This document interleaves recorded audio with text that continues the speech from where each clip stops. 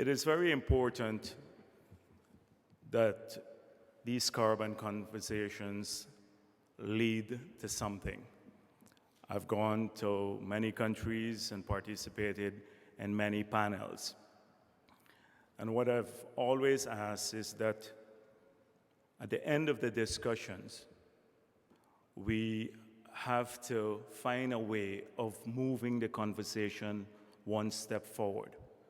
And this is largely because of this sense that I have that we are marking time. 5 years ago, we were making the case for global action on climate change. And until today, in spite of all the progress that we have made, I still feel that we are making that case, particularly in the UNFCCC, where the negotiations are taking place. I am now the president of the Global Green Growth Institute. It's the latest international organization that was formed about a year ago. A combination of developed countries and developing countries working together to create a different model that will ensure that economic development doesn't come at the expense of the environment. And within that body, there are large private sector organizations. And from my conversations with those organizations and their leadership, the companies, they've all been crying out for one thing, that is a clear signal from their governments and the governments of this world on the future. Because in spite of the many wonderful ideas that they have and the new technologies that are being developed that could decarbonize entire sectors of the economy, and we just heard from our two distinguished panelists about some of these technologies that are being developed, they are yet to get a framework that will incentivize those activities or send a clear signal that they will be profitable in the future if they're introduced and diffused at scale. And so, whilst we can have the discussions at the level of corporate entities and maybe in the Global Green Growth Institute, what goes on within the UNFCCC, the negotiations that are taking place there, is of great importance to all of us. And we must not, we cannot avoid it. Because in spite of everyone, all the countries of the world saying they've accepted the science as put forward by the IPCC, and the level of cuts necessary in greenhouse gases to achieve a 2050 target that will limit greenhouse gas, limit global temperature rise to 2 degrees Celsius, many of the countries are unwilling to commit to that pathway. And so the negotiations that are taking place now, if we look at the current level of greenhouse gas cuts, it would lead to a 3-4 degrees rise in global temperature. At a 2 degrees rise in temperature by 2050, that's Celsius, we have a 50% chance of avoiding catastrophic climate change. At 4 degrees rise, we wouldn't have conversations about forests because many of the tropical forests will simply die off. And the carbon sink that they represent will just disappear. And Canada, we just heard about Canada missing a target, about 17% on a 2005 baseline. But 17% on a 2005 baseline is not what is required, because the science says that the developed countries have to cut at least 25% on a 1990 baseline to put us, by 2020, to put us on a sustainable trajectory. And if we defer that decision, the McKinsey cost curve has pointed out that the abatement solution now would be about $90 per ton, the maximum one. Every year that we defer this decision, if we do so, we start cutting by 2020, then the abatement solution could cost us between $150 to $300. Becomes much more expensive unless we have a breakthrough technology. So there is sound economic sense to doing this early. So it is very important that these conversations feed into policy making and that we have a sustainable framework and a clear signal about what will happen with carbon and a price for carbon in the future that will allow corporate entities to make good financial decisions about the future. Now, most of the greenhouse gas emissions come from three sectors, basically. From burning fossil fuel for transportation, burning fossil fuel for energy, and deforestation. These three areas combined account for about 85% of greenhouse gas emissions. So how do we decarbonize these sectors to ensure, and at the same time, ensure that we do not lose welfare? The major problem, I think, why governments are not committing to steep cuts in carbon emission is that, one, they say we have a global economic crisis, and the consequences are near-term, short-term, and political, and the consequences of climate change, radical climate change, are long-term, so that could be addressed later. But we can point out the folly to that because it becomes increasingly more expensive in the future to address climate change. Now it will cost us about 1% of global GDP. In the future, another 10 years, it could cost us about 5% of global GDP if we defer the decision. But that's one of the excuses being used. Two is that this will cause too much pain to consumers. Three, it will cost too much for the technology doesn't exist. Now, clearly, if we go this route, if we don't have the political vision, we will never be able to address this. I think that, and I look at the topic here today, how do we decarbonize these sectors and not lose welfare, not compromise economic growth? Is it possible? Will it cost too much? And so that is the question that we have to answer here today. Now, clearly, there are other challenges, not just the danger of climate change, but food security. We have 3 billion people that will join the middle class by 2030.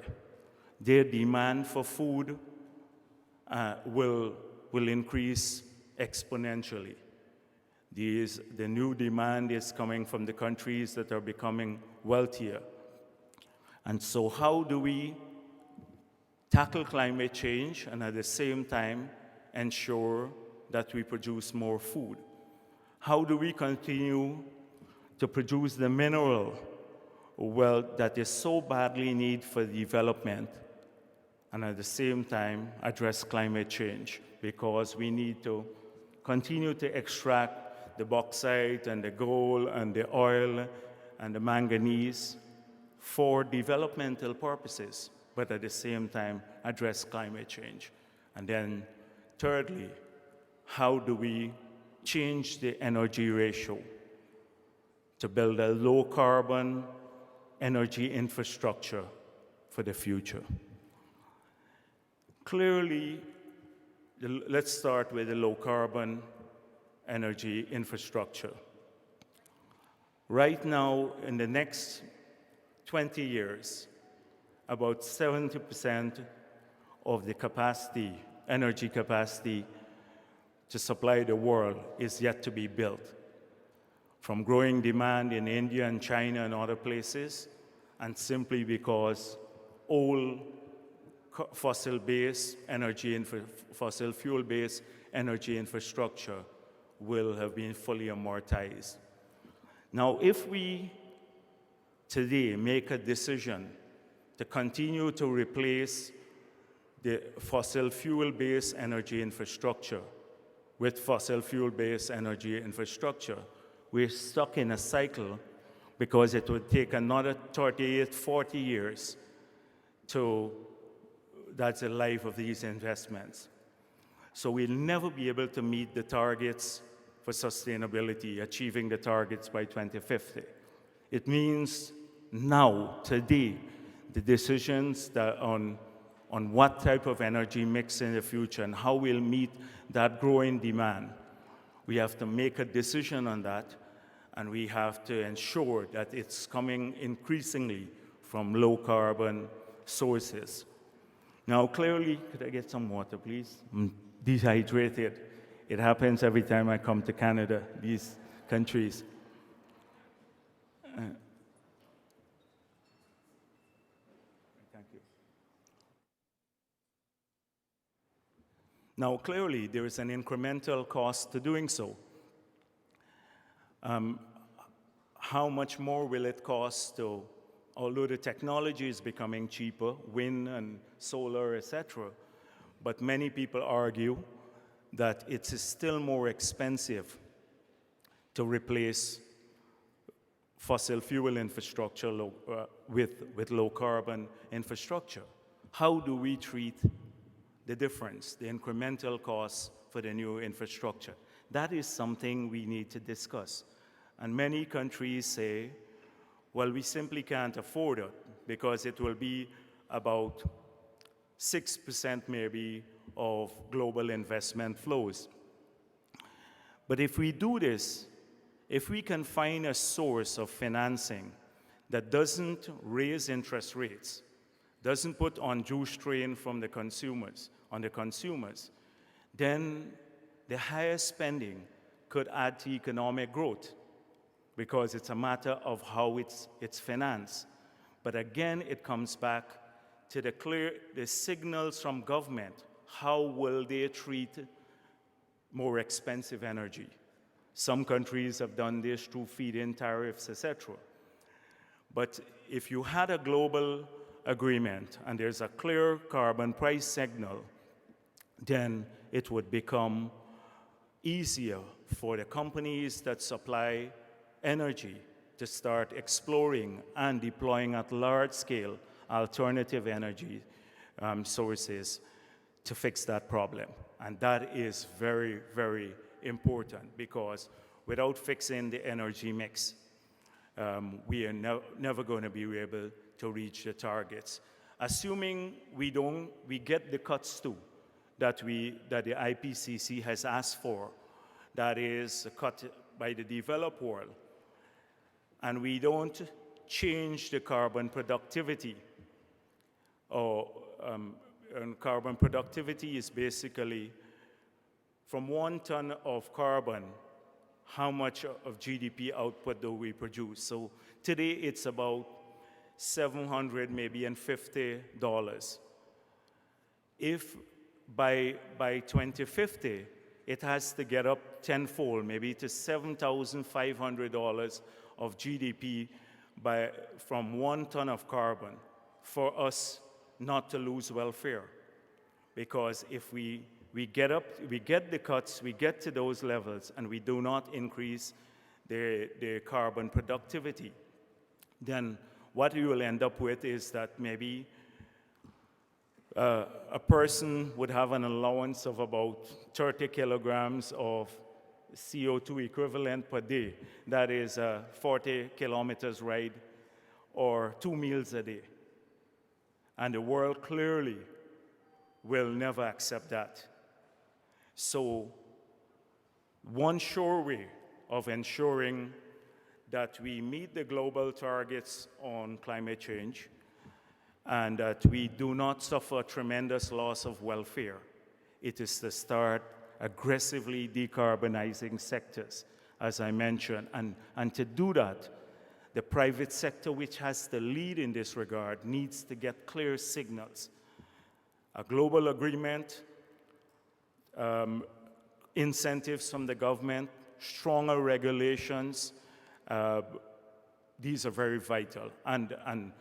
And being there to ensure that the market functions well. So that is absolutely important for the future.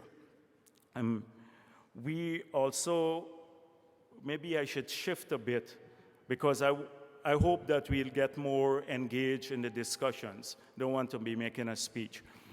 But in Guyana, this is precisely what we tried to do.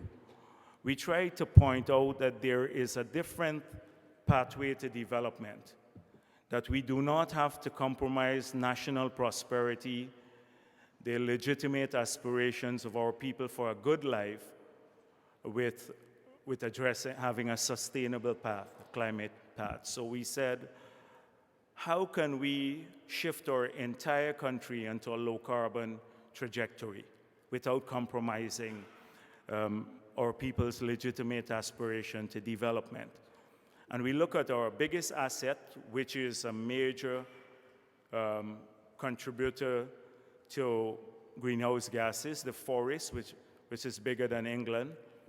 And we did some studies with McKinsey and Company, and we established a price at which, if we receive from the global market, we'd be able to outcompete alternative use of the forest. At that time, it was about $5 per ton, when the European Union ETS was trading at $30 per ton. So at $5 per ton, one of the lowest cost abatement solution, we could preserve our entire forest. We then had a bilateral deal with Norway. We sold some forest carbon to Norway, and we're using the resources from the sale to catalyze a series of low-carbon investments. The first has to do with taking equity in a hydropower. Hydropower that has a tiny footprint on our forests, but will supply 95% of our power needs. We'd almost decarbonize our entire energy sector. That is for electricity. Secondly, we're investing, looking at using the molasses from our sugar factories to make ethanol so that we can do a blend to start decarbonizing some of our transportation sector. We have invested in Amerindian development, but some low carbon, high potential sectors like micro enterprises, small businesses, ecotourism, aquaculture. These are very, they have high potential in Guyana, but have a very low carbon impact. We're using some of the money for adaptation purposes to ensure, because as Suresh mentioned, we're below sea level, fixing the sea defenses, better managing water, flood control, water management, so that when the extreme weathers come, then we can become resilient to them. Introducing some crops that are weather resilient so that you can adapt more to the impact of climate change. Using some of the resources to create a Center for Biodiversity Studies with our pristine forests, which we're committed to maintaining 99.5, but without compromising, because we do have an aggressive mining policy. And we do extract timber from our forests, but we do it in a very sustainable manner. and at the same time we are preserving 99.5% of our forests. We do not clear fell our forests, and the payments that Norway made to us, they were, first of all, the international organizations came and verified that what we were saying is true. So it is not like some countries, you just collecting free money. But because of this, we are now focusing on creating a Center for Biodiversity Studies that would not only be useful for Guyana, but also we could export a new form of service, educational services in this sector. What I'm saying is, for a country like ours, it's utilizing the resources to create a whole series of low-carbon activities that will create alternatives for people. Because if you do not create alternatives, this will never succeed. Africa, I've traveled extensively through Africa last year. I was in 35 countries. And if you go to the villages, people say, why does an NGO in the north say we can't cut our trees? Because a single tree would feed 100 persons. So we see the carbon in the trees, and they see a meal.